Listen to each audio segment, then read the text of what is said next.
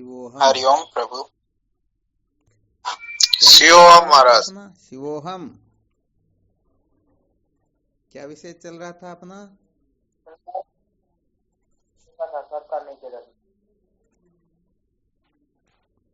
संसार को बनाए रखकर कभी भी सत्य का साक्षात्कार नहीं किया जा सकता, यही चल रहा था ना? चलो बहुत अच्छी बात है।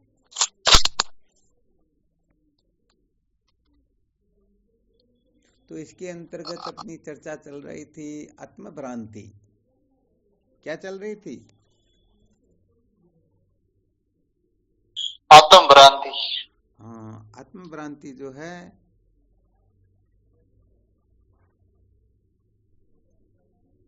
अनादिकाल से ये जो जीव जन्म मृत्यु की श्रृंखला में भटक रहा है तो केवल और केवल मात्र आत्मभ्रांति के कारण ही है। ऐसे इसीलिए ये सिद्ध किया गया कि सबसे बड़ा जो रोग है वह आत्मभ्रांति ही है। आत्मभ्रांति से ही सारे के सारे अनर्थ होते हैं। तो आत्मभ्रांति से क्या तात्पर्य होता है?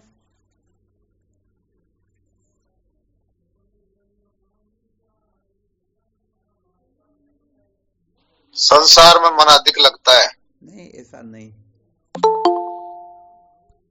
आत्मभ्रांति किसे कहते हैं?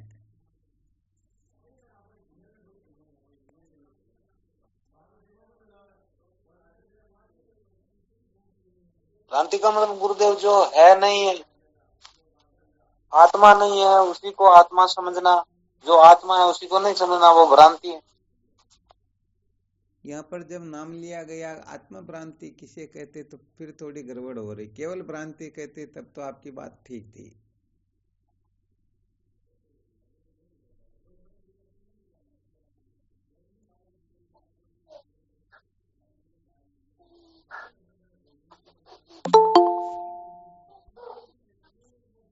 क्या होगा? और कोई बोल सकते हैं, बता सकते हैं? प्रणाम गुरुजी आपके बोल। हाँ शिवम बोलो।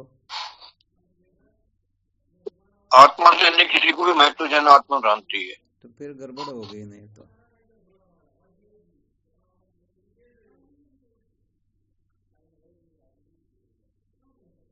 आत्मभ्रांति के लिए अपने को कुछ कथन करना है।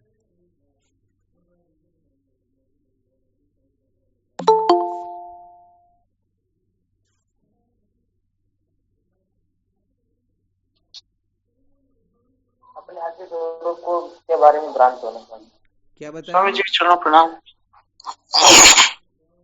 दोनों के बारे में भ्रांत होना मतलब उसको तेजी नहीं जानना। आपकी आवाज थोड़ी कम आती, क्या बात है? स्वामी जी आत्मा को जैसी है जैसी ने जानकर अलग मान, दूसरी जान लेना। हाँ, केवल इतना न बोले तो भी कोई दिक्कत नहीं। केवल और केवल मात्र आत्मा का जैसा स्वरूप है वैसा न समझ करके कुछ भी कल्पना कर लेना, वैसे इसी को आत्मभ्रांति कहते हैं।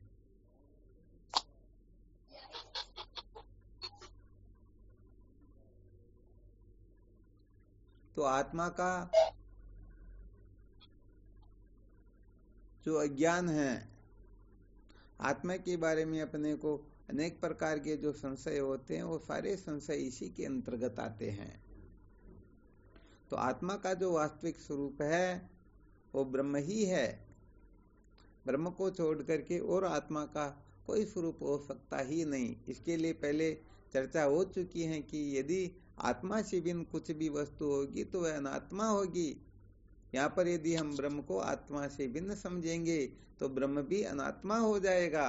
और ब्रह्म जो है सत्यम ज्ञानम अनंतम ब्रह्म, सतचित आनंद रूप है। आत्मा को यदि ब्रह्म से भिन्न समझेंगे तो आत्मा असत्य जड़ दुख रूप हो जाएगी, जो किसी भी प्रकार से युक्ति अनुभव से सिद्ध हो सकती ही नहीं। आ गया समझ में? तो यहाँ पर आत्मभ्रांति का मतलब महाराज आवाज कट गई। आवाज कट गई क्या? आवाज कट रही है महाराज, आवाज साफ नहीं आ रही। आवाज साफ नहीं आ रही, हो सकता आपके फोन, आपके वहां पर भी नेटवर्क में गड़बड़ हो सकती। यहाँ नेटवर्क तो पूरे के पूरे आ रहे हैं। आवाज तो गुरुदेव हमको नहीं आ रही होगी। आपको भी नहीं आ रही है? नहीं आ रही है, कट्टा गुरुदेव, बीच बीच में कट जाओ। अरे तब तो दिक्कत हो गई ना। नहीं अब तो आ रही, बार अभी बोल रहे आप तो आ रही। अच्छा अभी आ रही है ना? हाँ कट जाओ सब बीच में कभी। बंद हो जाओ जी महाराज, बिल्कुल ही फिर चालू हो जाओ जी 1-2 सेकंड में। ये हो जाती है ना जी दादा। आए 2-3 दिन से ये परेशानी हो रही है बोले इसकी हम। अच्छा अच्छा, आपको भी नहीं आ रही क्या आवाज? जी गुरुदेव यार, 1-2 मिनट तो आवाज सही आती है, फिर कट जाती है, फिर 1-1.5 मिनट आती है, फिर कट जाती है गुरुदेव जी। चलो मेन पॉइंट बोलते हैं तो कट जाती दादा, वापिस आ जाती बार बार। अच्छा अच्छा, ये बात होती है ना। जी दादा। चलो ठीक, कल इसका कोई और उपचार करेंगे। अभी ठीक आ रही क्या? हाँ अभी तो आ रही है जी गुरुदेव, अभी तो आ रही है। चलो फिर बहुत अच्छी बात है।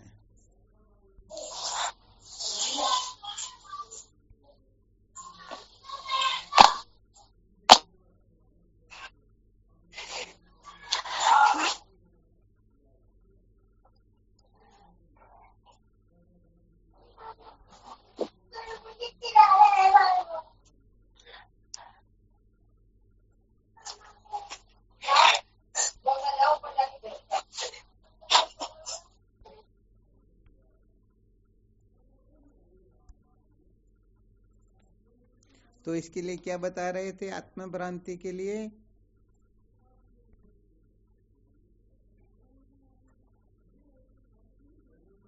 ये तो सुना ही नहीं दिया गुरु। अपने असली स्वरूप के बारे में भ्रांत होना, उसको सही से अर्थात आत्मा को ठीक ठीक नहीं जानना, यही आत्मभ्रांति है।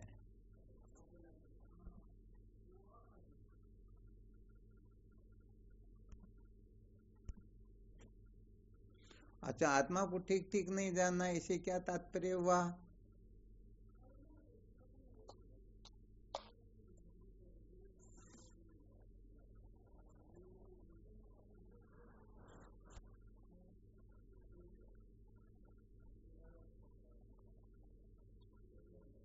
अनात्मा को आत्मा मान लेना, इसे तो फिर विद्या कहेंगे ना।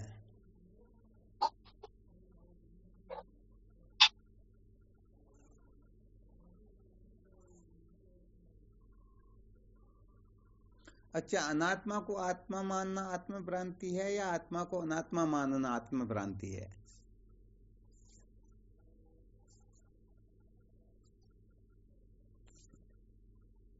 आत्मा को आत्मा नहीं मानना आत्म भ्रांति है। हाँ बहुत बहुत धन्यवाद, ये तो वैसे सिद्ध हो गया, बिल्कुल सत्य बात है।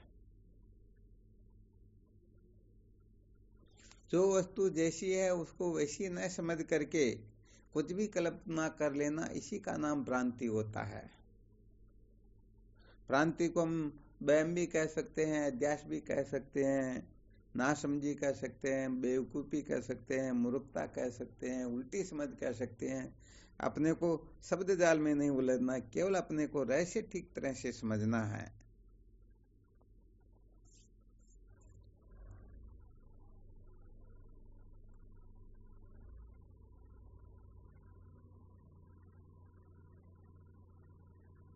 क्या रहस्य निकला यहाँ पर? आत्मा को अनात्मा मानना आत्मभ्रांति है, अनात्मा को आत्मा मानना आत्मभ्रांति है।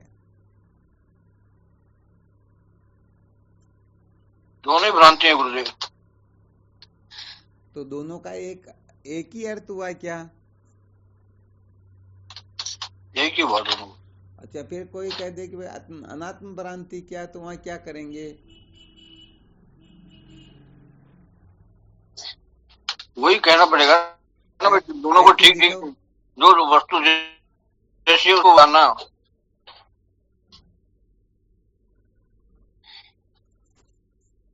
आत्म भ्रांति और अनात्म भ्रांति एक ही है क्या? ठीक ठीक नहीं जानना तो वही भ्रांति। अच्छा, अनात्म भ्रांति का अर्थ बताया, जैसे अनात्मा को ठीक ठीक नहीं जानना, इसे अनात्म भ्रांति कहते। तो ठीक ठीक नहीं जानने का क्या मतलब हुआ? अनात्मा को क्या समझ लेना? आत्मा को अनात्मा समझने ना ये भ्रांति होगी। नहीं, आत्मा को अनात्मा समझना आत्म भ्रांति हो गई, परंतु अनात्म भ्रांति को कैसे सिद्ध करेंगे, प्रश्न ये है।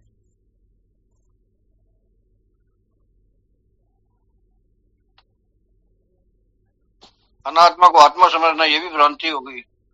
ये अनात्म भ्रांति होगी। कौन मना कर रहा है कि ये भ्रांति नहीं? उनका एग्जाम्पल देके बताओ ना।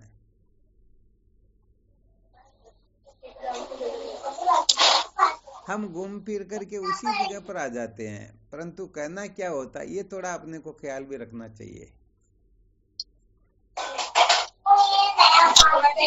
स्वामी जी, अनात्मा के प्रति भ्रांति है तो अनात्म भ्रांति होगी फिर वो। अनात्मा के प्रति जो भ्रांति होगी वो किस प्रकार की होगी? किस प्रकार की कल्पना मान्यता को हम अनात्म भ्रांति कहेंगे? स्वामी जी, जैसे ये जो देह आदि है इसी को आत्मा समझना यही भ्रांति है। इसको कौन सी भ्रांति कहेंगे? अनात्म भ्रांति ये है तो अनात्मा, परंतु हम मानते हैं इसको आत्मा। धन्यवाद, बहुत अच्छा हो गया। अरे भाई, अनात्मा को अनात्मा समझना ज्ञान है, आत्मा को आत्मा समझना ज्ञान है। आत्मा को अनात्मा समझना भ्रांति है और अनात्मा को आत्मा समझना भ्रांति है। तो भी मोहनानंद जी महाराज ने बताया ना, दोनों एक, थोड़ा इसलिए सूक्ष्म विश्लेषण कर रहे हैं। आत्म भ्रांति का मतलब यही होता है कि आत्मा को कुछ भी अन्य समझ लेना, और अनात्म भ्रांति के अंतर्गत अनात्मा को अनात्मा न समझ करके कुछ भी समझ लेना। तो आत्मा को ठीक तरह से जानने का नाम ही ज्ञान होता है और अनात्मा को ठीक तरह से जानने का नाम ही ज्ञान होता है। इसीलिए तो कभी कभी संकेत कर देते हैं, आत्म तत्व को जानने के लिए साधकों को ज्यादा उत्साहित नहीं होना चाहिए, बल्कि अनात्म पदार्थों के निषेध के लिए थोड़ा ज्यादा उत्साहित होना चाहिए, क्योंकि आत्म तत्व जो है वो जानने मानने से विनिर्मुक्त है। ये तो वाचो निवर्तनते अप्राप्य मनसा से, जहाँ से मन सहित वाणी लौट कर आती है उसको आत्मा कहते हैं। तो बताओ वहां पर कौन सी वस्तु जानने वाली है? आत्मा को कोई जान सकता है क्या? नहीं। हाँ, वास्तव में आत्मा के नहीं होता है। वास्तव में आत्मा तो सबका प्रकाशक होता है। अच्छा, ऐसा कोई सूत्र संकेत ध्यान में आ रहा है क्या, जिससे ये सिद्ध हो जाए कि आत्मा को जाना नहीं जा सकता है, आत्मा की सिद्धि किसी से हो नहीं सकती है?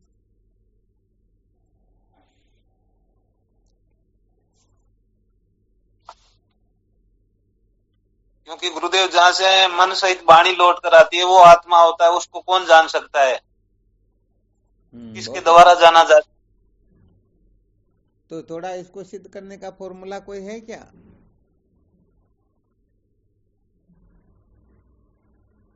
गुरुदेव, सूर्य को देखने के लिए अन्य सूर्य की आवश्यकता नहीं होती है। सूर्य अच्छा, इससे क्या सिद्ध हुआ? आत्मा स्वयं सिद्ध है गुरुदेव, उसको कोई जान स्वयं सिद्ध है, इसे मतलब वो किसी से जाना नहीं जा सकता, यही सिद्ध हो रहा ना? स्वयं के द्वारा जाना जा सकता। हाँ, तो ये थोड़ी श्रुति माता का थोड़ा उच्च कोटि का संकेत है।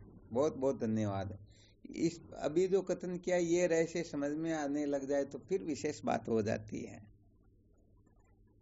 अच्छा, यहाँ पर अपने को सिद्ध करके बताना है कि देह, इंद्रियां, प्राण, मन, बुद्धि किसी के द्वारा आत्मा का साक्षात्कार नहीं होता, आत्मा इनके द्वारा जाना नहीं जाता है। ये युक्ति से और प्रमाण दोनों से सिद्ध करके बताना। कैसे बताओगे?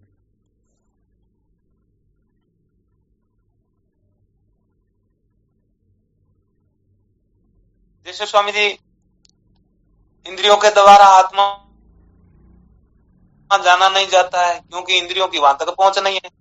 जो ये तो अभी तक प्रश्न देखने का विषय नहीं है, जानने का विषय नहीं है, और मन भी नहीं जानता है जिसको, फिर गड़बड़ मन भी जिसको नहीं जानता है। ये तो प्रश्न को पुष्ट करना हो रहा ना महाराज जी। प्रणाम स्वामी जी। आप जितनी भी बातें बता रहे हो सहजानंद जी महाराज, ये प्रश्न को पुष्ट करना हो रहा, युक्ति प्रस्तुत नहीं कर पा रहे हो। इस कारण से ये नहीं जान पाते हैं। तो ये तो प्रश्न ही यही पूछा गया ना, फिर आप क्या बता रहे हो? प्रणाम स्वामी जी। हाँ बोलो, क्या आप क्या कहना चाहते हो, पता चल जाएगा अभी। स्वामी से एक इंद्रिय लेते हैं, आंख को लेते हैं हम। हाँ बिल्कुल ठीक है। और उससे हम आकाश के पूरे आकाश को नहीं देख सकते आंख से हम। ठीक बात है। जब आकाश को ही नहीं जान सकते तो आकाश से परे जो आत्म तत्व को कैसे जान सकते हैं आंख से? बहुत बहुत, इसको कहते हैं युक्ति।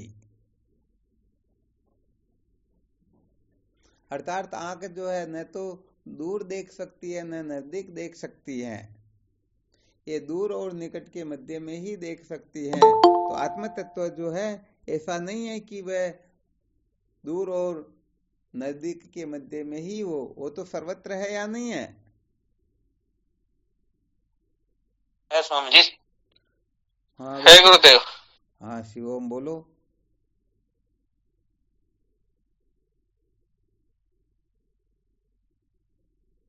हाँ वैसे साधकों को ये छोटे छोटे सूत्र न बता के ब्रह्मास्त्र का प्रयोग करना चाहिए, ताकि समस्त समस्याओं का समाधान ही हो जाए, सारी की सारी शंकाएं निर्मूल हो जाए। तो यहाँ पर वह ब्रह्मास्त्र होता है, ये सारे के सारे अभी जैसे आंख के लिए कहा ना, ये अपने को थोड़ा सिद्ध करना था, इसलिए युक्ति प्रस्तुत कर दी। आंख न दूर देख सकती है न नजदीक देख सकती है, आंख न तो मंद प्रकाश में देख सकती है न तीव्र प्रकाश में। तो ये खंडन करने की युक्ति हुई, परंतु इन नेत्रों से जो श्रेष्ठ है मन बुद्धि, वहां पर थोड़ा हो सकता है, सिद्ध हो सकता है कि ये मन और बुद्धि जो है ये शायद ऐसा कर सके। तो यहाँ पर सबको एक साथ धराशायी करने के लिए, चाहे ज्ञान इंद्रियां हो, चाहे कर्म इंद्रियां हो, चाहे अंतःकरण आदि कोई क्यों न हो, उसके लिए एक ही मान सूत्र है, और वह सूत्र है सुषुप्ति में सारे के सारे क्या होता है? हाँ सारे के सारे लीन हो जाते हैं। तो जो सुषुप्ति से परे जो तुरीय तत्व है, उस तुरीय तत्व को ये कैसे जान पाएंगे? अर्थात नहीं जान पाएंगे। बाकी जो सब वो छोटी छोटी बातें हैं, फिर थोड़ा किसी को विशेष रूप से समझाना हो तो वह बात ठीक है, परंतु असली चीज हो जाती है ये। तो बताओ, इसे सिद्ध हो गया या नहीं हुआ कि इनके द्वारा आत्म तत्व का दर्शन नहीं होता है, ये आत्म तत्व का साक्षात्कार करने में समर्थ है नहीं? हो गया गुरुदेव, पूरा की पूरी इंद्रिय। हाँ ऐसे सिद्ध किया करो महाराज जी, गड़बड़ घोटाला मत किया करो। सब तो देखते हैं कि फैजानंद जी महाराज सबसे ज्यादा विद्वान, और रोज रोज डांट खानी पड़ती है।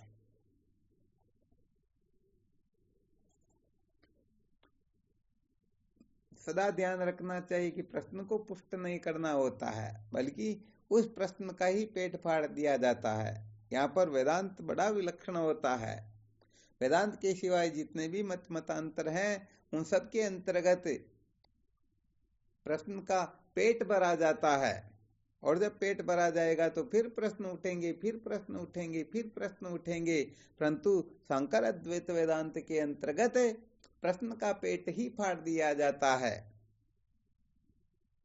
तो ज्ञान की कक्षा अलग होती है, कर्म की कक्षा अलग होती है। कर्म की कक्षा के अंतर्गत श्रद्धा विश्वास आदि की आवश्यकता होती है। ये ज्ञान तो प्रमाणों से होता है, इसलिए यहाँ किसी प्रकार की गड़बड़ चलती ही नहीं।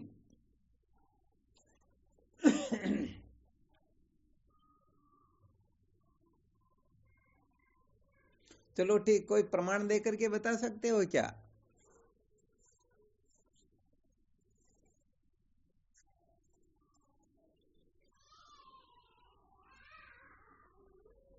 आवाज कट गई स्वामी जी, आवाज नहीं आ रही बिल्कुल। आवाज वापस कट गई होगी, है ना? प्रमाण दे करके बता सकते हो क्या?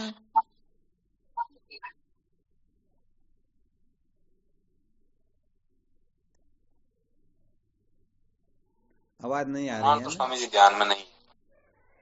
अरे ध्यान में नहीं, अभी दो आ रही स्वामी जी आवाज। बोल दिए प्रमाणों को, तो श्रुति माता का प्रमाण बोल दिया, तो जो प्रमाण मूर्धन ने श्रुति माता का प्रमाण कथन कर दिया जाता, फिर क्या शेष रहता है? वेद कहत या अर्थ को सब प्रमाण सिरताज। निश्चलदास जी महाराज ने लिखा ना विचार सागर के षष्ठ स्तरंग के अंतर्गत, समस्त प्रमाणों का सिरताज यदि कोई है तो वेद भगवान है। ये तो वाचो निवर्तन्ते अभी थोड़ी देर पहले नहीं सुनाया गया क्या?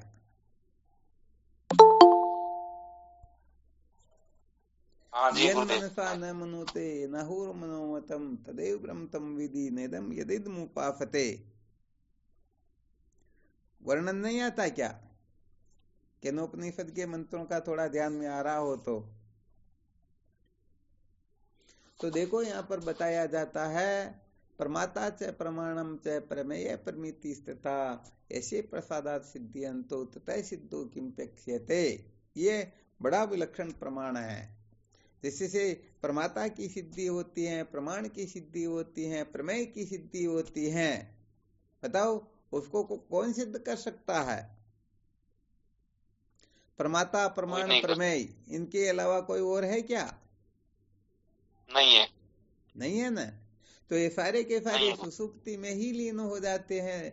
सुसुप्ति से परे आत्म तत्व का साक्षात्कार कैसे कर पाएंगे? तो परमा जो है, आत्म तत्व जो है, परमाता, प्रमाण, प्रमेय, प्रमा, इन सबकी सिद्धि करने वाला है।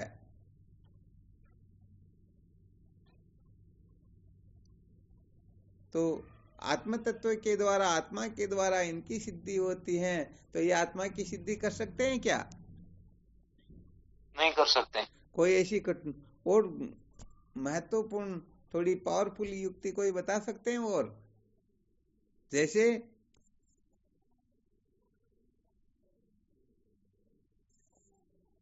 बहुत कमजोर सा है वास्तव में इनको। स्वामी जी, हाँ बिल्कुल बोलो। आत्म साक्षात्कार में प्रमाण क्या है, यही प्रसंग है नहीं है? हाँ नहीं, अभी आत्म भ्रांति का चल रहा है। अच्छा, आत्म भ्रांति का चल रहा है। हाँ, आत्म भ्रांति, आत्म तत्व के बारे में जो भ्रांत होते हैं, थोड़ी उनकी समीक्षा की जा रही, क्योंकि जब तक ये रहस्य समझ में न आ जाए हम आत्म तत्व के बारे में भ्रांत है या नहीं है, तब तक आगे बढ़ने का तो फिर कोई रहता ही नहीं है। आत्म भ्रांति समरोग नहीं, सदगुरु वैद्य सुजान, गुरु आज्ञा संपत्ति नहीं, औषध विचार ध्यान। अभी इस पर चर्चा चल रही है। अपनी जो ये क्लास है, इस क्लास के अंतर्गत केवल और केवल मात्र तत्व जिज्ञासा कैसे जागृत होती है, बस यहाँ तक की समीक्षाएं की जाती हैं। इसके बाद में ब्रह्म विद्या के लिए तो केवल और केवल मात्र, क्योंकि श्रुति माता का यही कथन है, तद विज्ञानार्थम स गुरुमेवाभिगच्छेत समित पाणी श्रुते ब्रह्मनिष्ठम। ब्रह्म विद्या की प्राप्ति के लिए तो केवल और केवल मात्र गुरुदेव के सानिध्य में ही जाए। तो ये क्या कि फोन वगैरह के ऊपर ये सारा का सारा करना समझो एक प्रकार से श्रुति माता का विरोध करना ही है। यदि ऐसा किया जाएगा तो फिर ये सचमुच में जो ब्रह्म विद्या है, ब्रह्म विद्या न प्राप्त करके हम अभिमान ही बढ़ाएंगे, और फिर गुरुदेव की आवश्यकता कहाँ पर होगी।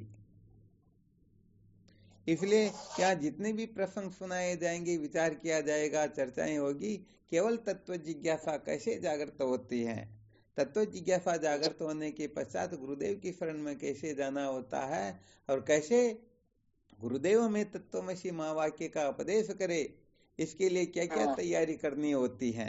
तो ये सारी की सारी प्रक्रियाएं जो चिंतनीय होती, उन्हीं का चिंतन मनन होता अधिकतर।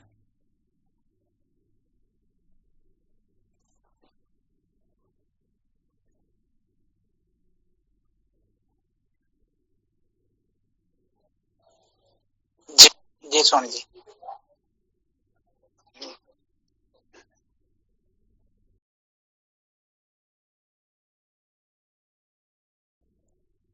क्या हुआ? बात पूरी ठीक ठीक समझ में भी नहीं आई। प्रमाता, प्रमाण, प्रमेय, इन सबकी सिद्धि आत्म तत्व से होती है। आत्मा से सबकी सिद्धि होती है, परंतु इनसे आत्मा की सिद्धि नहीं होती है। कैसे?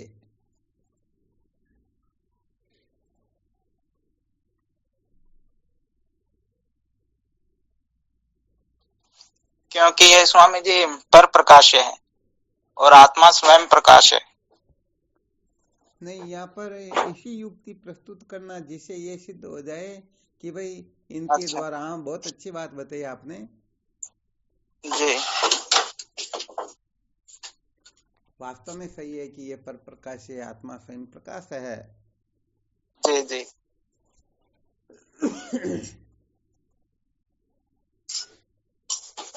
और भी किसी को कोई युक्ति उपस्थित हो तो देख लो।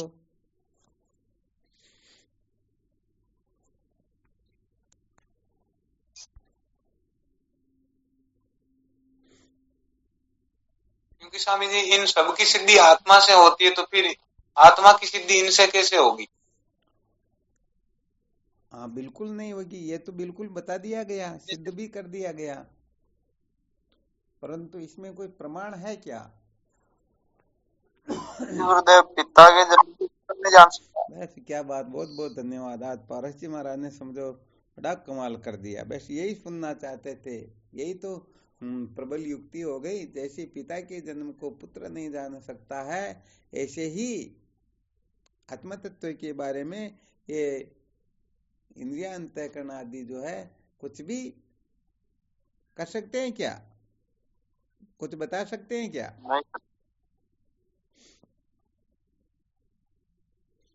ऐसे अलर्ट रहना चाहिए। वास्तव में ये युक्तियां जो है थोड़ी विशेष होती है, इसलिए साधकों को विशेष रूप से ध्यान रखना चाहिए।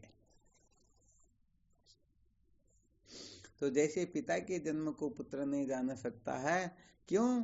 क्योंकि पुत्र का जन्म जो है पिता के जन्म के पश्चात होता है। तो ये देह, इंद्रियां, प्राण, मन, बुद्धि आदि आत्मा से पहले या बाद में? बाद में स्वामी। बाद में। इसलिए ये आत्म तत्व को नहीं जान सकते हैं। तो यहाँ पर केवल ये जो संकेत सुनाए गए, इनका इतना ही तात्पर्य है कि आत्मा को जानने का आग्रह न करके केवल और केवल मात्र ये जितना भी अनात्म प्रपंच है इसका निषेध करने का प्रयत्न करना चाहिए।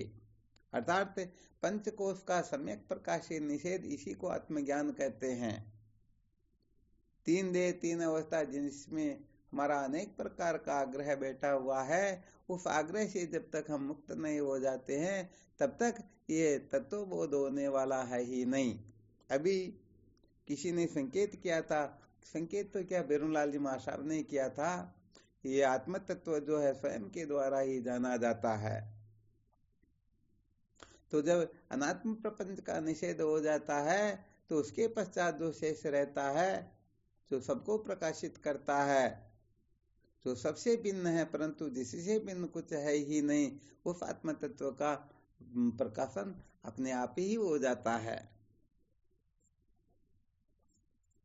तो देखो यहाँ पर विशेष बात बताएं तो जब तक हम अनात्म प्रपंच का निषेध करने में समर्थ नहीं हो जाते हैं तब तक सचमुच में ये रहस्य समझ में आता ही नहीं। तो कल जो सुनाया था ना, थोड़ा दिग्दर्शन करवा देते हैं। कोई ऐसा सोच ले नहीं नहीं हम इनका भी निषेध कर दे, आत्म तत्व का भी साक्षात्कार हो या न हो, तो कहने का मतलब वह वास्तव में सत्य का साक्षात्कार करने की योग्यता खो बैठेगा। यहाँ पर सचमुच में वो अपने को खतरा तो मोल लेना ही होगा। जैसे अभी जब क्लास शुरू हुई थी उसमें रमेश सबसे पहले जुड़ गया था, तो थोड़ी चर्चा चल गई थी कि कल के विषय को आज वापस थोड़ा स्पष्टीकरण करके ऐसी चर्चा थोड़ी हुई, परंतु चलो जिस तरफ निकल जाते वही हो जाता, कोई दिक्कत नहीं। तो उसमें चर्चा चली तो थोड़ा संकेत किया था, जैसे किसान चतुर्मास प्रारंभ होते ही, बारिश शुरू होते ही पूरे गांव में ओढ़ लग जाती, कहीं मैं पीछे न रह जाऊं। थोड़ी कमजोर बारिश हो फिर भी वो फसल बोने में पीछे नहीं हटते हैं। तो फसल बोने में लोगों के हजारों रुपए खर्च हो जाते हैं। वो इस बात को अच्छी तरह से जानते हैं कि महीने 20 दिन तक बारिश नहीं हुई तो हमारी फसल बिल्कुल चौपट हो जाएगी, फिर भी वो खतरा मोल लेते या नहीं लेते हैं? लेते हैं स्वामी। हाँ, जो किसान है या जो गाँव में रहते हैं उनको तो अच्छी तरह से पता है ही है। तो वो लोग खतरा मोल लिए बिना वह कुछ प्राप्त कर सकता है क्या? नहीं कर सकते। हाँ, नहीं कर सकता है। इसलिए सचमुच में हमें इन अनात्म प्रपंच का तो निषेध करना ही होगा। हाँ, यदि आत्म तत्व का साक्षात्कार न हो फिर भी और हो तो भी ये खतरा तो अपने को उठाना ही पड़ेगा। थोड़ा यहाँ पर और संकेत कर देते हैं, शायद कोई बिल्कुल ही सोच ले कि अरे बिल्कुल ही गड़बड़ घोटाला न हो जाए, तो थोड़ा उनको भी हाँ थोड़ा ढांढस मिल जाएगा। जैसे समझो कोई किसी कारण से,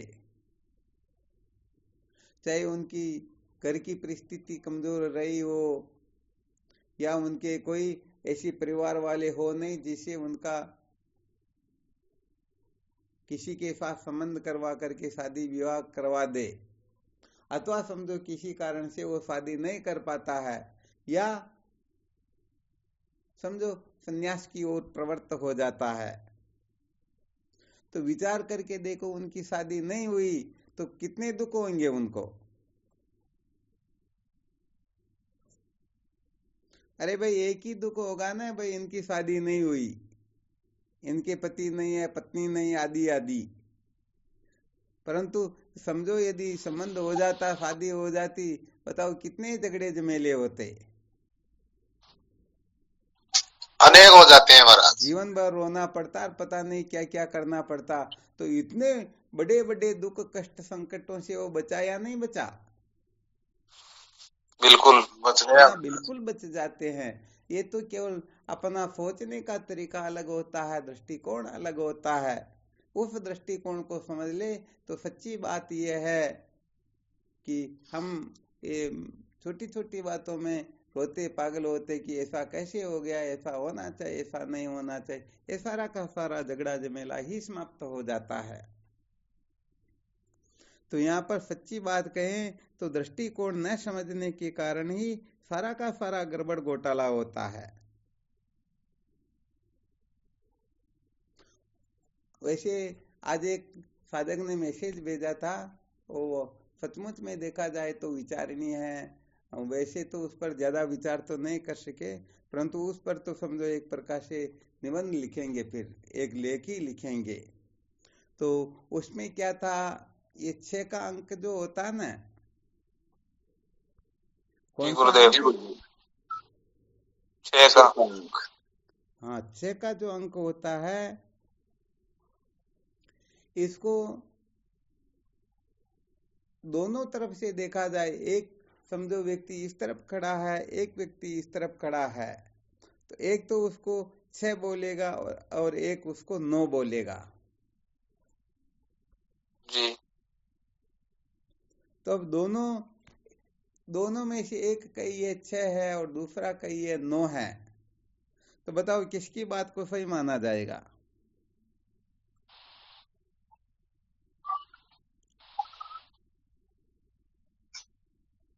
गुरुजी आवाज ही कट गई।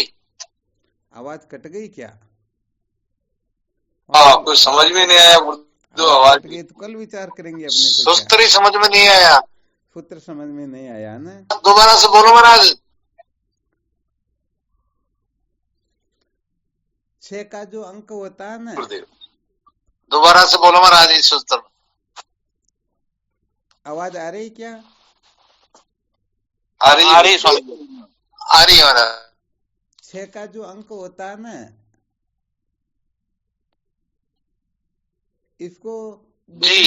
इसको 2 प्रकार से देखा जाता है। 6 को यदि हम ठीक प्रकार से देखेंगे, जैसे लिखा हुआ है कॉपी में, तो वह अपने को 6 लगेगा, और कॉपी को उलट दो तो 9 लगेगा या नहीं लगेगा? हाँ, 9 लगेगा महाराज, उल्टा हो जाता है वो। अब यहाँ पर कहने का मतलब समझो, एक तो इस तरफ बैठा हुआ है, एक सामने बैठा हुआ है, और बीच में समझो दो में से किसी एक ने 6 लिख दिया और कहा बताओ ये कितने हैं, तो दूसरा उसको 6 कहेगा या 9 कहेगा? 9 कहेगा। 9 कहेगा ना, जबकि वो लिखने वाला तो जानता मैंने तो 6 लिखा, तो जी घोटाला हो गया ना। हो गया महाराज। तो इस जगह पर अब वास्तव में क्या सत्य होता ये फिर समझना होगा थोड़ा।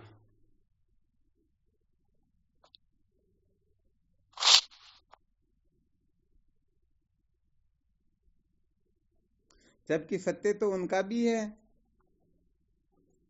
वह बिल्कुल स्वामी जी। 6 की कह रहा तो बिल्कुल सही है और वह कह रहा ये 9 है। तो यहाँ पर एक की दृष्टि से दूसरा अज्ञानी है और दूसरे की दृष्टि से पहले वाला अज्ञानी है। जी गुरुदेव। तो फिर अब यहाँ पर क्या निर्णय किया जाए, किसको ठीक बताया जाए?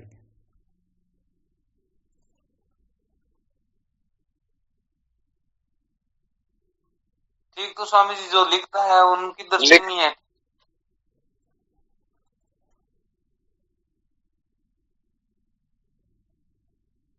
लिखने वाला ही ठीक है महाराज। हैं? लिखने वाला ही सत्य है।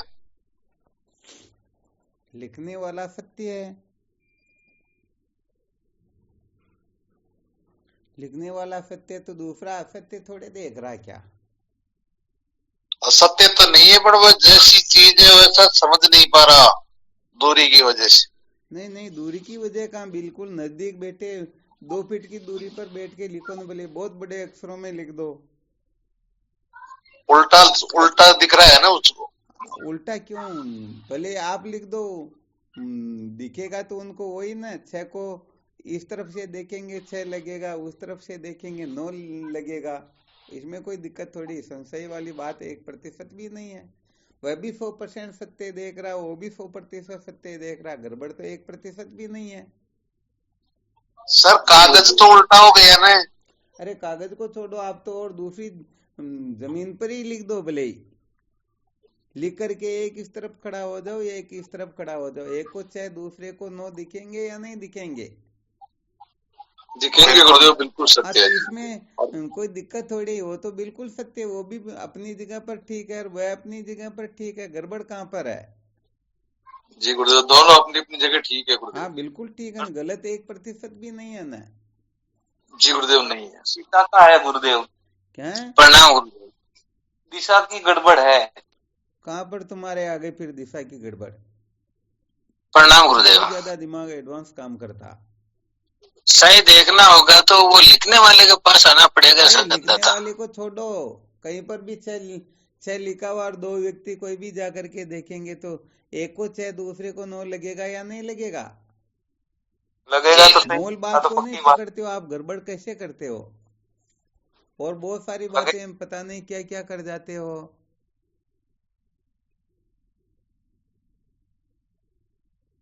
कुल मिलाकर के बात यहाँ पर यह है कि ये दोनों जो है आपस में झगड़ा करेंगे।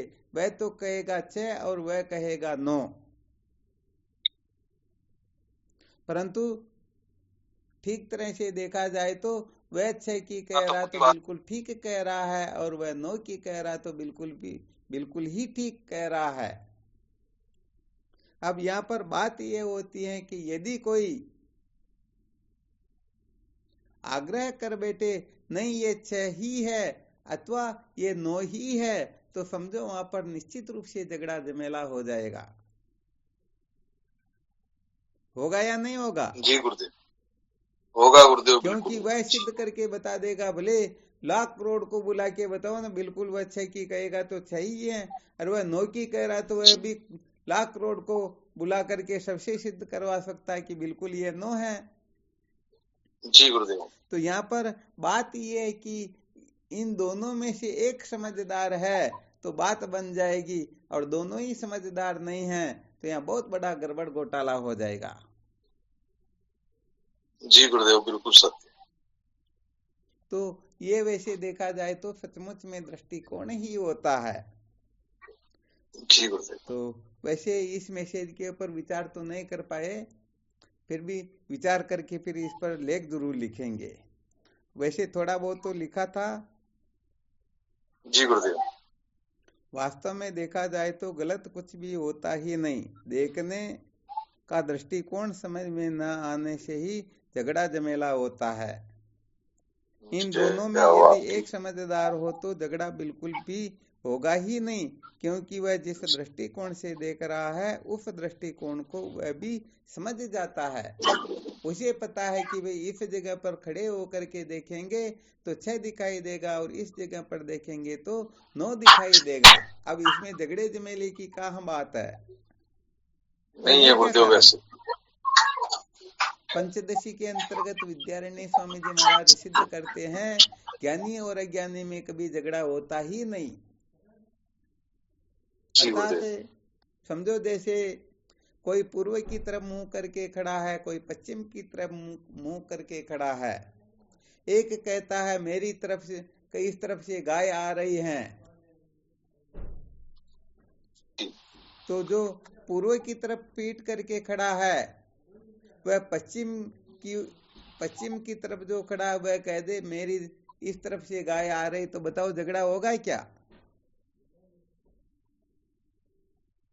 नहीं होगा। अरे भाई उनकी तो पूट है ना उस तरफ, उसको तो पश्चिम दिशा में जो कुछ आ रहा वो दिखाई दे रहा, एक को पूर्व में जो आ रहा वो दिखाई दे रहा है।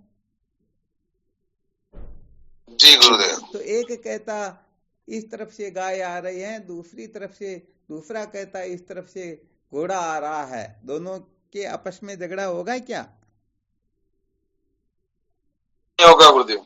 अच्छा विचार करो, दोनों का मुंह एक ही दिशा में हो और फिर दोनों कहे इधर जो आ रहा वो उसको घोड़ा कहते हैं, दूसरा कह दे नहीं उसको गधा कहते हैं, हो जाएगा ना झगड़ा झमेला? 100% होगा गुरुदेव। तो यहाँ पर ज्ञानी अज्ञानी में झगड़ा क्यों नहीं होता है? क्योंकि ज्ञानी जिसको अपना स्वरूप समझता है उसको अज्ञानी जानता ही नहीं, इसलिए वह सुखी दुखी हो, चाहे रोए ऐसे, चाहे कुछ भी क्यों ना करे, उसको दुख होता ही नहीं, क्योंकि वह इस बात को अच्छी तरह से जानता है।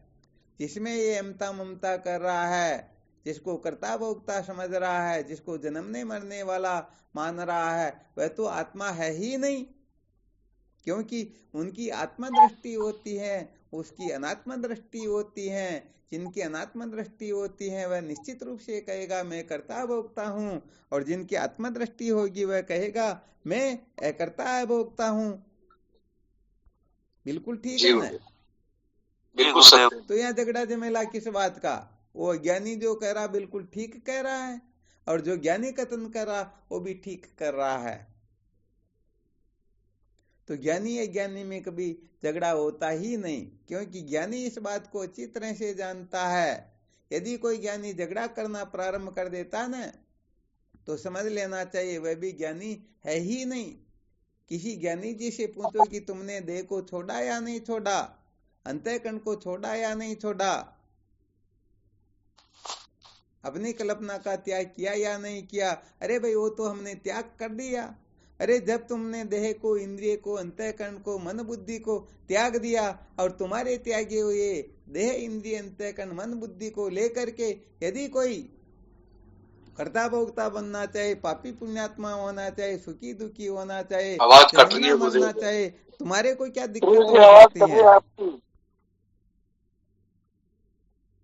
फिर आवाज कट रही क्या? अरे इसमें तो आ रही स्वामी जी, अभी आ रही। इसमें तो बड़ा विलक्षण थोड़ा विशेष सूत्र चल रहा साधकों के लिए। तो कहने का मतलब थोड़ी बहुत तो आई क्या आवाज? थोड़ी बहुत आई स्वामी जी। हाँ, यहाँ पर कुल मिलाकर के यही संकेत किया जा रहा है, जैसे हमने केले खा करके छिलकों को फेंक दिया, अब उन छिलकों को कोई गाय भैंस खा करके अपना पेट भरना चाहे, अपने को कोई दुख तकलीफ होती क्या? नहीं होती है गुरुदेव। अरे बिल्कुल नहीं होती हैं। यदि होती हैं तो समझ लेना चाहिए अभी तो बहुत बड़ी नासमझी बैठी हुई हैं। प्रातःकाल जंगल जा करके गंदगी को फेंक कर आते हैं, उसको सुअर यदि खा करके पेट भरना चाहे तो अपने को क्या दिक्कत होती है? दिक्कत होनी चाहिए क्या? नहीं नहीं होनी अरे चाहिए तो गुरुदेव। इसी प्रकार से आप तो बड़े ज्ञानी हो, तत्व ज्ञानी हो। आपने देह इंद्रियां प्राण मन बुद्धि सबको छोड़ दिया, सबका त्याग कर दिया, सबको मिथ्या समझ लिया। अब उस त्यागे हुए देह इंद्रिय मन बुद्धि आदि से कोई अपना स्वार्थ सिद्ध करना चाहे, अपना प्रयोजन पूरा करना चाहे, उसको लेकर के अहमता ममता करना चाहे, कर्ता भोक्ता सुखी दुखी बनना चाहे, तो अपने को क्या दिक्कत हो सकती है? होगी क्या? नहीं होगी गुरु जी। और होती नहीं है तो होगी फिर वो महाराज। ज्ञानी किस बात का? क्योंकि उन्होंने तो देह आदि सबको मिथ्या समझ लिया ना। अच्छा, रस्सी में प्रतीत होने वाला सर्प वह कितने लोगों को डंक मार सकता है, कितनों को काट सकता है? किसी को नहीं अरे काट सकता, भी नहीं काटेगा महाराज। हाँ, सच्ची बात कहें तो उनके लिए तो यदि कोई दूध पिलाने के लिए जाता है तो भी अज्ञानी मूर्ख है, और डंडा लेके मारने के लिए जाता है तो वह भी अज्ञानी मूर्ख ही होता है। होता या नहीं होता? जी गुरुदेव, होता है हाँ, गुरुदेव बिल्कुल जी। सत्य बात है। इसलिए थोड़ा ये रहस्य अपने को अच्छी तरह से समझ लेना चाहिए। जब तक इन अनात्म पदार्थों में अभिमान होता है तब तक ही हम देह में अभिमान होने से हम जन्मने मरने वाले होते हैं। मन में अमत्व ममत्व होने से सुखी दुखी कर्ता भोक्ता आदि होते हैं, और प्राणों को मैं मेरा समझने से हम भूखे प्यासे होते हैं। तो ये सारा का सारा अविद्या जनित जो अभिमान है, सारा का सारा आत्म तत्व को ठीक तरह से न जानने से ही होता है। तो आत्म तत्व को ठीक ठीक नहीं जानना, इसे ही आत्म भ्रांति कहते हैं, और इस आत्म भ्रांति से छूटने का नाम ही जीवन की सार्थकता होती है। हाँ, तो यहाँ पर तो सच्ची बात कहें तो अभी तो रास्ते में चल रहे हैं हम। जिस दिन सचमुच में यथार्थ बोध होने लगेगा उस दिन इन अनात्म पदार्थों के प्रति अपना अनेक प्रकार का जो आग्रह बैठा हुआ है, ये सारा का सारा छिन्न भिन्न हो जाएगा। हाँ, बिल्कुल शेष रहेगा ही नहीं। और जब तक अनात्म पदार्थों में आग्रह है, किसी भी प्रकार का आग्रह क्यों न हो, तब तक समझो अज्ञान कूट कूट करके भरा हुआ है। और वास्तविक बात भी यही होती है कि जब तक इन अनात्म पदार्थों में हमारी अहमता ममता सत्यत्व बुद्धि होगी, तब तक हम सही अर्थ में न तो सच्चे जिज्ञासु हो पाएंगे और न सच्ची श्रद्धा जागृत हो पाएगी। इसलिए साधकों को अच्छी तरह से इस रहस्य को समझ लेना चाहिए। अनादिकाल से ये जीव जन्म मृत्यु की श्रृंखला में जो भटक रहा है, इनमें अमत्व ममत्व सत्यत्व बुद्धि करने से ही है। यही कारण है कि आज दिन तक हमें शांति मिली ही नहीं। तो अमत्व ममत्व ये जब ठीक प्रकाश से निवृत्त हो जाएगा ना, तब समझो सचमुच में हम सच्चे अर्थों में ब्रह्म विचार करने के योग्य हो जाएंगे।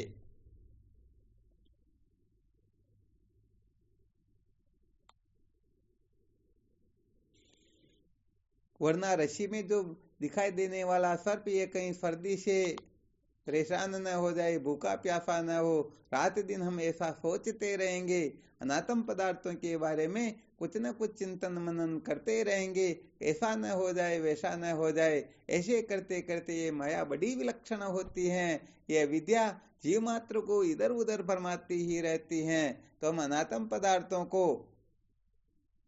बचाने में, इनकी रक्षा करने में, पता नहीं इनके लिए क्या क्या करने में पूरे जीवन को बर्बाद कर देते हैं, ब्रह्म विचार कर ही नहीं पाते। इसीलिए कहा गया है, देहात्म बुद्धि दम पापम न तद गोवद कोटि भी आत्मा है मुदित पुण्यम न भूतो न भविष्यति। कहते हैं ना, इस देह को मैं मानना सबसे बड़ा ये पाप है, सब पाप इसके पुत्र है, सब पाप का ये बाप है। तो भाई अपने को कुल मिला करके यदि सचमुच में सत्य का साक्षात्कार करना है तो आग्रह करना या क्या करना क्या नहीं करना, आत्म तत्व के बारे में ही करना चाहिए। यदि अनात्म पदार्थों में किसी भी प्रकार का आग्रह क्यों न हो, अंश मात्र भी यदि आग्रह शेष रहेगा तो सच्ची बात यह है कि हम अंश मात्र अज्ञानी निश्चित रूप से रह जाएंगे।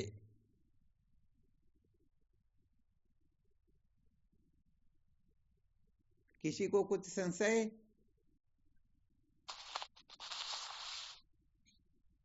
नहीं है गुरुदेव, इसमें तो कोई संशय है। चाहे करोड़ करोड़ उपाय क्यों न कर लो, फिर भी ये तो नष्ट होने वाले हैं, ये तो बिगड़ने वाले हैं, वास्तव में इनकी सत्ता ही नहीं है, परंतु फिर भी हम इनमें अमत्व ममत्व बुद्धि करके सत्यत्व प्रियत्व रमणीयत्व की कल्पना करके जीवन भर इनके कचरे में पड़े रह जाते हैं, उलझे रह जाते हैं, इनसे ऊपर उठना ही नहीं चाहते हैं। सच्ची बात कहे तो कोई समर्थ सदगुरु ही अपने को इन सबसे बड़ी मूर्खता से मुक्त कर सकते हैं, वरना अपने में तो ऐसी सामर्थ्य होती ही नहीं।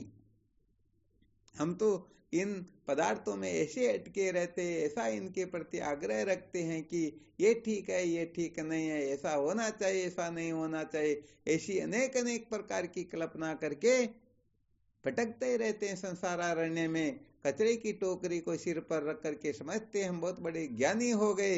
अरे भाई ज्ञानी नहीं, बहुत बड़े मूर्ख, बहुत बड़े अज्ञानी, बहुत बड़ी नासमझ है। बिल्कुल ठीक है ना?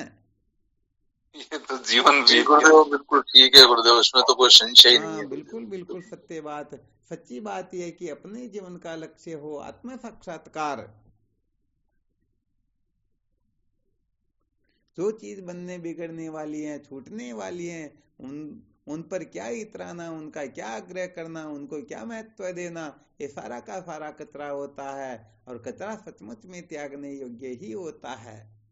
परंतु कुल मिलाकर के संसार के प्रति, अनात्म पदार्थों के प्रति जो अपनी भावनाएं होती हैं, आग्रह जो होते हैं, यही बड़े बड़े गड़बड़ घोटाले कर देते हैं। समझो, भले ही 16 श्रृंगार की हुई अप्सरा जैसी कोई सुंदर स्त्री क्यों न हो, परंतु उसका नाक कटा हुआ हो तो किसी को प्रिय नहीं लगेगी गुरुदेव। हाँ बिल्कुल। इसलिए सच्ची बात यह है कि इन अनात्म पदार्थों में अपना आग्रह यदि बैठा हुआ है तो फिर कितनी उच्च कक्षा की जिज्ञासा क्यों न हो, सचमुच में अपने को धन्य नहीं बना सकती, हम कृतार्थ नहीं हो सकते, गड़बड़ घोटाला जरूर रहेगा। और यहाँ पर तो अंश मात्रा अग्नि भी समस्त विश्व को जलाने की सामर्थ्य रखती हैं। तो अपने को सच्ची बात तो यह है कि शास्त्रोक्त रीति से श्रुति माता जैसा संकेत करती हैं, उसी प्रकार से हमें ब्रह्म साक्षात्कार करना है।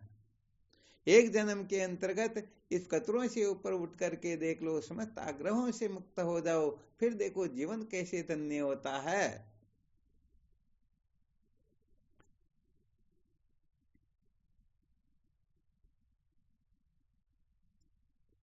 तो ये सारे के सारे रहस्य सचमुच में वह साधक ही अच्छी तरह से हृदयंगम कर पाएंगे, समझ पाएंगे, जो सचमुच में विद्या के बंधन से छुटकारे के सिवाय कुछ चाहता ही नहीं हो।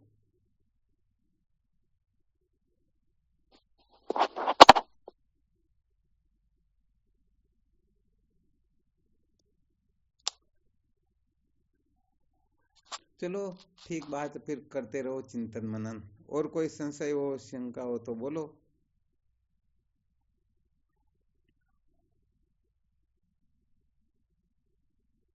मूल में बात यह है कि हम मान्यताओं को और कल्पनाओं को त्यागने के लिए तैयार नहीं है, तो सच्ची बात है कि जिज्ञासा में बहुत बड़ी गड़बड़ है। अपनी कल्पनाएं, अपनी मान्यताएं सचमुच में मूल सहित मिटाने का, पूर्ण रूप से जलाने का जो सामर्थ्य रखता है, सचमुच में वह आदरणीय, वंदनीय और सचमुच में वही सच्चा जिज्ञासु होता है। अरे कल्पना को क्या जलाए, अंतःकरण को जलाने की सामर्थ्य होनी चाहिए।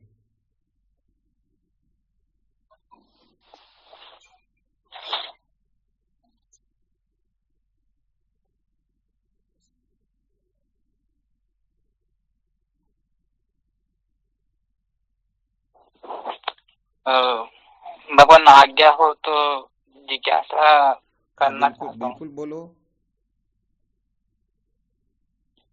रस्सी में सर्प का जिक्र आया था अभी। हाँ बिल्कुल। तो तो जिस समय रस्सी में सर्प दिख रहा है तो क्या हम सर्प को ही देख रहे हैं? बिल्कुल नहीं, उसमें हम रस्सी को ही देख रहे हैं, सर्प की तो कल्पना कर रहे हैं, क्योंकि अस्थि भांति प्रिय का दर्शन ही सबसे पहले होता है। नाम रूप की तो हम कल्पना करते हैं। जी हाँ, ब्रह्म दर्शन सर्वत्र सबसे पहले वही होता है। तमेव भांत मनुभाति सर्वम तसे भाषा सर्वमिदं विभाति। उस आत्मा तत्व के प्रकाशित होने से ही तो सब प्रकाशित होता है। जी भगवान। हाँ, बहुत बहुत धन्यवाद। ये तो थोड़ी उच्च कक्षा की शंका है, फिर भी साधकों को अच्छी तरह से इनके रहस्य को समझना चाहिए। जी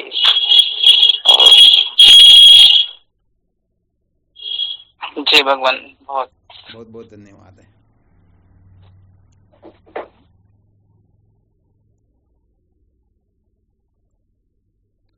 चलो ठीक, फिर कल मिलते हैं, और क्या, करो चिंतन मनन। तो भगवान ये 8 बजे ही होती है सत्संग शुरू? 8:08 से शुरू हो जाती है। अच्छा, और YouTube पे मैं सबसे श्रेष्ठ हूँ ऐसा चैनल है? हाँ, मैं सबसे श्रेष्ठ हूँ, और एक जो शिवम नाम का चैनल है। दोनों के अंत में जीवन का सार वेदांत विचार लिखा हुआ है। तो जीवन का सार वेदांत विचार केवल इतना ही सर्च करेंगे ना, तो इसमें मनोहरानंद जी महाराज के प्रवचन भी आ जाएंगे, और ये जो अभी सुन रहे ये प्रवचन भी देखने को मिल जाएंगे।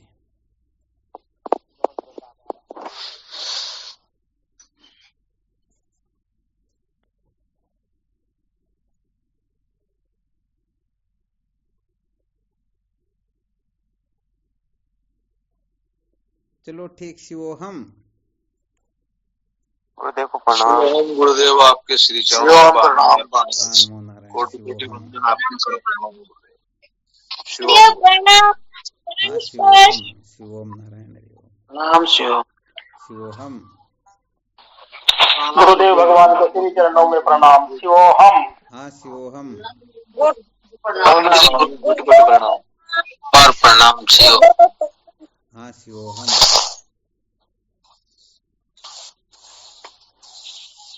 स्वामी जी गुरुदेव साष्टांग दंडवत। शिवोहम।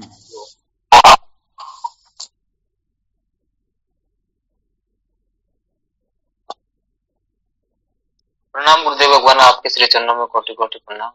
शिवोहम।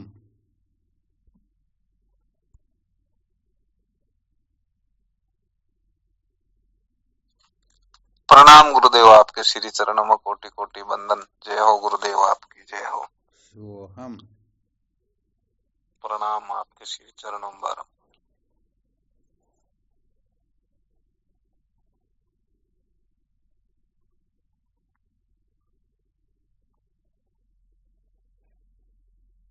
कोटि कोटि प्रणाम स्वामी जी, आपके श्री चरणों में। शिवोहम। गुरु ज्ञान बताए। प्रणाम गुरुदेव, आपके श्री चरणों में बारंबार प्रणाम। हाँ, शिवोहम।